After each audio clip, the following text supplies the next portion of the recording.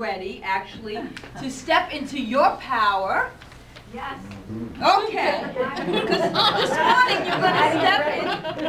you're going to step into your big, beautiful, glorious power, your spiritual power. So we're going to be talking this morning about a very specific empowerment. The empowerment of the divine masculine. And if you were here on Mother's Day, you will recall that I spoke about the healing energy of the divine feminine. So, and I promised on Father's Day we would do the explore the yang of that yin, if you will. So today is the day, and look at the we're going to look at the empowering energy of the divine masculine. And I want to start out. I like to start out with a little story I thought was very touching. It's about a young man that was about to graduate from college. And for many months, he had admired a car that he saw in a car showroom. And that's all he talked about to his father, about how he loved his car. And as graduation day approached, the young man awaited signs that his father had purchased this car for him.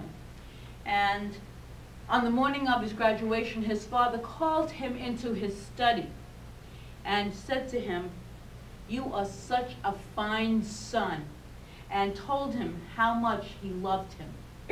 And then the father handed the son a beautifully wrapped box, a gift box. And curious but somewhat disappointed, the young man opened the box and saw that it was a leather-bound Bible with his name embossed on it in gold. And he said to his father, "With all your money, this is what you give me, a Bible?" And he threw the Bible on his father's desk and stormed out of the house and didn't return for many, many years. And as those years did pass by, the young man became quite successful. He had a lovely home, a good family, but there was always something missing in his life. And he realized it was the anger and the loss that he really suffered from that incident many, many years ago. And so he realized that by now his father was very old and it was time possibly to get in touch with him. And as he was approaching this, as he was about getting ready to do this, he received a certified letter in the mail saying that his father had passed away and that he had inherited everything in the house, and could he come and take care of the legal matters. And so when he arrived at his father's house, he first went through some very important papers that were on his father's desk, and he discovered the all-new, still new, Bible in its box that his father had given him so many years ago. And with tears, he opened this Bible up, and he saw that in it his father had carefully marked a passage to his son. And it was from Matthew. It said, "If therefore you who err know how to give good gifts to your sons, how much more will your Father in heaven give good things to those who ask him?" Now, as he read those words, tears came to his eyes, and he noticed a key dropped out of the back of the book. And it was a key with the tag from the original dealer to that car. And it was dated and signed, and it said, "With all my love and blessings for a rich and full life." And so these are the kinds of things in life that we might not be open to receive because it looks like it's coming in a different form. So the empowering energy of the divine masculine, the power, the protection, and the providing are always with us, always available, as Carol so beautifully read in her reading this morning. Always and in all ways. It is always present. So we must just open ourselves up to receive it. And sometimes it's because of our wounding and hurt that we cannot, that we close down to the good. And that's to the Divine Father good too. With this story of the son, he was not truly open to receive the gift that his father so beautifully had given him. So some of that wounding and hurt comes from relationships that we might have had with our human fathers. But before I go into that, and then more importantly, before I go into the empowering energy of the divine masculine, I want to acknowledge that there are many that had really wonderful fathers. So I think that it's good if we take a moment to just hold that in our hearts. Just hold the goodness.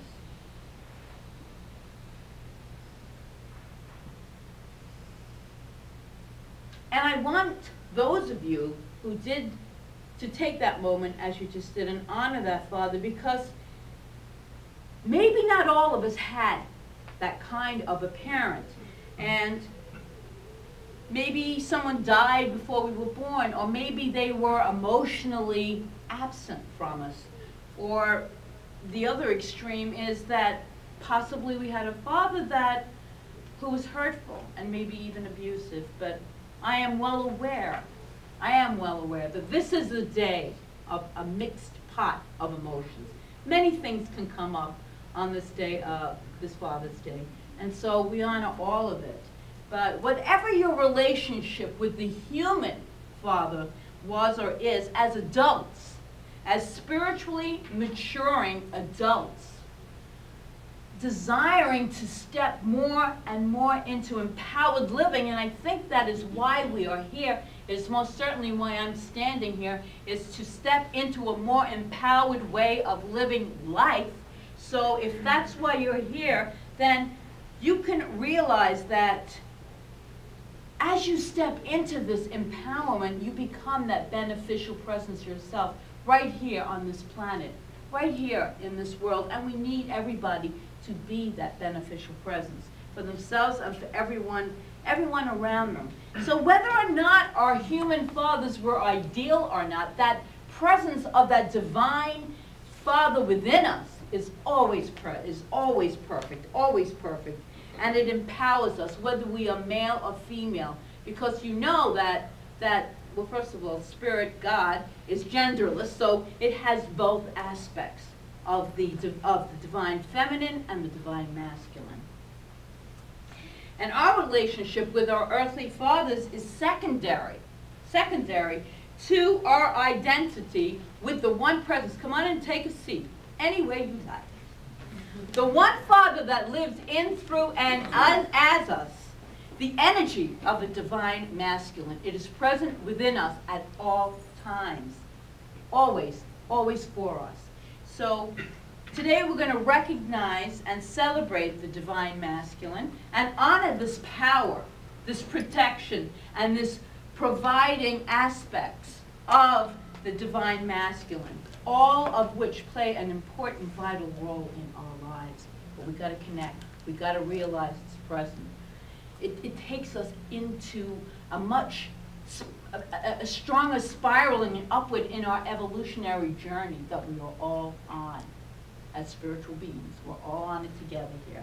And I want to spend a little bit of time looking at the empowering qualities that live in us. So the qualities of the divine masculine that we're going to speak about this morning are power, providing, and protection. Okay, those are the 3 P's. And what can I say about those things that I haven't said probably many times already? Well, perhaps nothing, but you never know when you're going to actually get a little more. You know, just get a little more of what we're talking about in these New Thought spiritual teachings, this religious science, philosophy teaching, religion, science. It is amazing. It is a fabulous teaching. So for starters, before the power, before the protection and the providing energy of the divine masculine can empower our lives, we have to realize that it is already there. It's already present. But if we're not open to receive it, we won't know that. We won't know that. So many times we look outside of ourselves for these different qualities, these different gifts that are already present within us. Within each and every, there's a rich, fertile soil of goodness in each and every one of us. This power is already there. And so tap into that power of the divine. And the Bible tells us, to them he gave the power to become. So as I've said many times, and I love this, we're always in that state of becoming more, because that is the divine nature, the creative nature of God itself, to become more of itself. So it creates. So that's what we're doing. We're creating. So let's tap into those beautiful gifts we have inside. The one of power. Holmes gives us the formula for accessing this power when he wrote in his Science of Mind book, "We are powerful only as we unite with the power. We are weak when we desert the power." So let us remember to turn within for the guidance, for the power, not in the circumstances outside. Those are the effects. Within is the cause. So this is the cause that we're going to delve into today, the cause, number one, of power, that power that we are. One of New Thought's fathers, I have to remember, I'm from New York, so I have a lot of R's in my words, so there's not an R in that. Father, one of New Thought's fathers is Thomas Troward. And Thomas Troward, who we're going to be studying in Roots class, he wrote in his Jory Lectures book, the book we're going to be using, "Our wisest plan," he wrote, "is to follow the pattern of the parent mind." And today we're using divine masculine as that. "And make mental self-recognition our starting point. Then the great self-recognition is that of our relation to the Supreme Mind. That is the generating center." This is good. "This is the generating center, and we are the distributing centers. Just as electricity is generated at a central station and delivered in different forms of power by reason of passing through appropriate centers of distribution, so that in this one place it lights a room, in another it conveys a message, and in a third drives a tram car.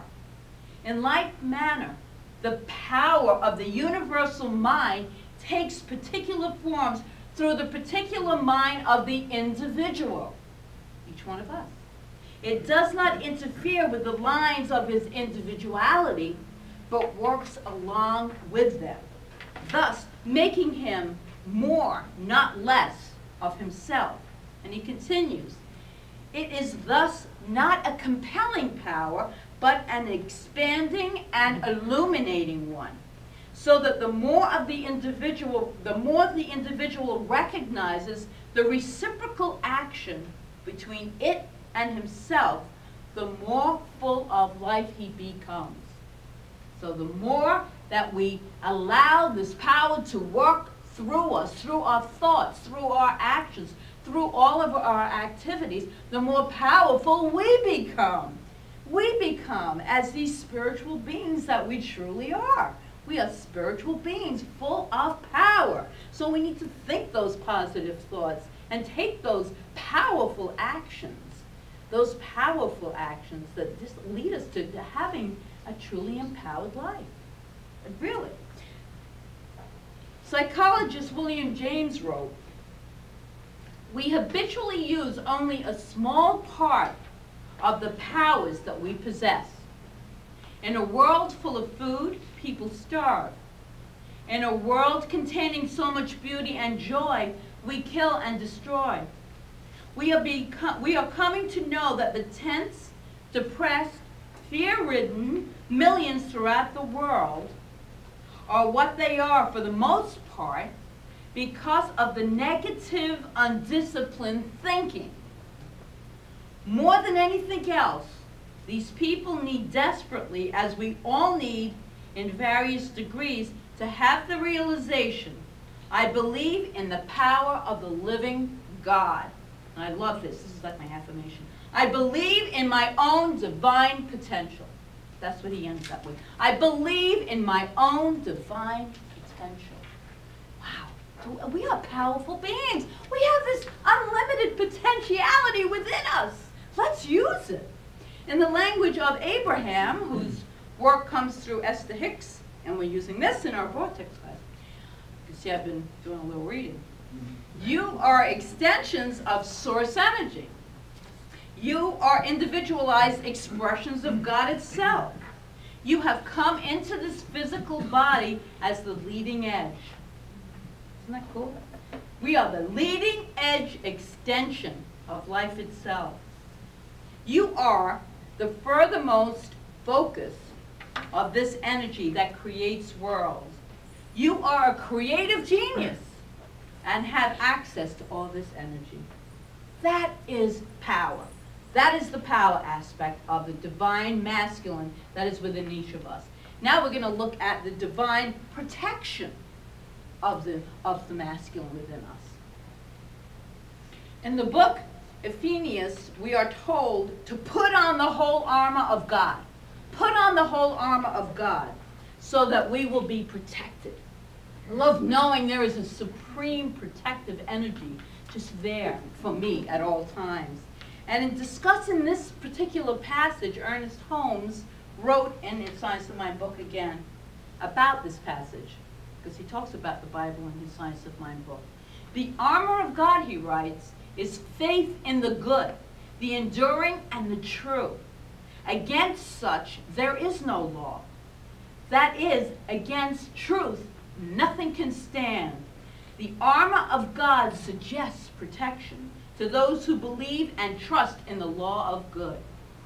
With this armor, knit together by the thread of unity running through all, strong with the strength of the Almighty, burnished with clear vision and true estimates of life and reality, we are safe. We abide, he writes, under the shadow of the everlasting truth. With Moses we can say, underneath the everlasting arms, as we do Kabbalah today, we are protected, we are cared for, if we but trust, if we but have faith in the protective power of this creative energy that has created us. God has created us. We are made in the likeness and the image, and that means our nature of God itself, individualized, each and every one of us. And I love that whole thing. I love knowing that there is this energy that is just, I'm in this atmosphere of safety. I am protected by this divine love of God. Put on the armor of God. This is the principle of protection made very real in the promise of the Bible, where it's written, "He shall cover you with his feathers, and under his wings you shall take refuge. His truth shall be your shield." His truth shall be your shield. So the third quality then is the providing of the divine masculine. It's a providing, giving nature. It's always giving of itself. Whenever we speak our word with belief that it will not return void, as we say in our spiritual mind treatment, our affirmative prayer, this word shall not return void, we are recognizing and accepting this principle of divine masculine, of the giving nature of God that is forever giving of itself through creation. Through creation. And I have a little story that goes with that. There was this little boy who wrote a letter to God. And a postal worker found this envelope, and he saw that it had child's writing on it. And he opened it up, and in it said, "Dear God, my daddy has been sick and lost his job, and we don't have money to pay the rent or food. Could you please send us $500? Your friend Tommy." The postman was so touched by this letter that he told his colleagues about it, and they had a little fun at the post office, and he raised $300 for the boy. And so he put it in an envelope, and he delivered it to the house. And 2 days later, another letter addressed to God arrived at the post office. This letter read, "Dear God, thank you so much for the $300. Next time, could you bring it to me directly? It seems the post office took 200 of them. Unlike us, this little boy truly knew his source. He knew the source, but he didn't quite trust the channel in which it came. But it lets you know that there is one source. There are many channels. One source of prosperity, of abundance that is always giving of itself. We reside in an atmosphere, a sea of abundance. If we but take time to recognize it, appreciate it, and really, really, really know it with our faith and with our trust. Charles Fillmore, one of the founders of Unity, along with his wife Myrtle Fillmore, in his book entitled Prosperity, said, "The Father's desire for us is unlimited good, not merely the means of a meager existence. We cannot be very happy if we are poor. And nobody needs to be poor. It is a sin to be poor," he wrote. And in New Thought, sin means erroneous thinking. We're not thinking, we're not aligned with the abundant nature of God. It is a sin to be poor. I thought that. He also wrote in his prosperity book, which I really enjoyed this one, because I love this word. "We live in an opulent universe." Supply and success are our rightful inheritance. Prosperity manifests not by asking God for more, this is so good, but by conditioning our minds through prayer to accept the presence of the providing principle in our lives. It's all in our consciousness. It's already present. Are we accepting it? Are we open to receive this good? This good is here in so many different forms. God is just there to give. Are we open to receive? See, that's the question. Are we open, truly open, to receive? And that means doing a lot of inner work, connecting, thinking a little differently than maybe we were brought up to think. And so I'd like to conclude this talk with a reading from Eric Butterworth, another one of our favorite New Thought writers, author and he's the author of this book, Spiritual Economics, which we all know, the whole front knows that. He writes, "God is my supply, everywhere evenly present, and as immediately available as the air I breathe. The moment a need arises in my life, God's infinite substance is immediately at hand to fill it. I am a child of God, and it is right and good that I manifest abundance. As God's child, I have been given the wisdom and intelligence to bring into expression all that is needed for my well-being and comfort.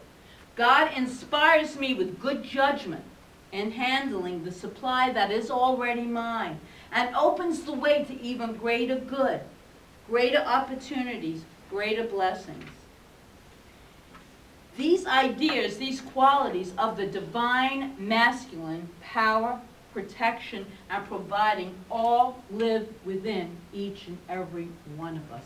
They live there, they live there. I get so inspired. I get to sit with these words, with these authors, with this book for the week and really deepen into these principles. And it's so sustaining to me. It is so uplifting to be able to have that gift of just deepening into it, because my undisciplined mind would be out doing a whole bunch of other things.